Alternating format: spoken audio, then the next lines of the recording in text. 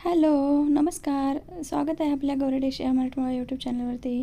तर सकाळच्या घाई गडबडीमध्ये झटपट होणारी अशी आपण साधी 5 ते 1 या थेंबाची रांगोळी बघणार आहोत.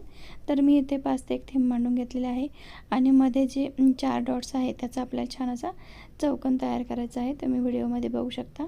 त्यानंतर जी वरती आहे एक एक थेंब त्याच्या बाजूनी आपल्याला छान असा पानाचा आकार द्यायचा आहे.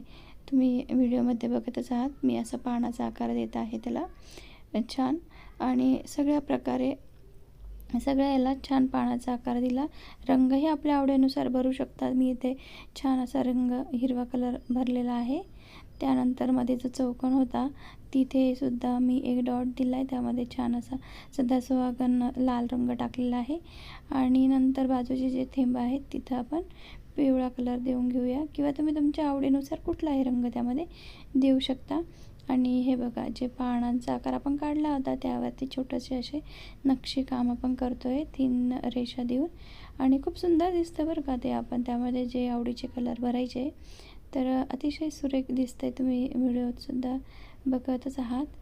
आणि अशा प्रकारे आपली मस्त रांगोळी छान तयार होती आहे. हे बघा, झटपट पटापट, अजिबात वेळ लागत नाही. सकाळी सर्वांनाच खूप घाई गडबडी असते ना सगळ्याच मैत्रिणींना.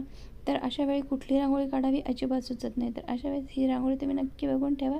अगदी काही 2 मिनटातच बोलता बोलता होऊनसुद्धा जाते.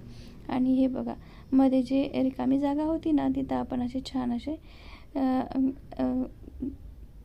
डिझाईन केलेली आहे आणि एक डॉट्स देऊन त्यावरती छान असा लाल रंग आपला दिलेला आहे. तुम्ही तुमच्या आवडीनुसार कुठलाही रंग तिथे देऊ शकता.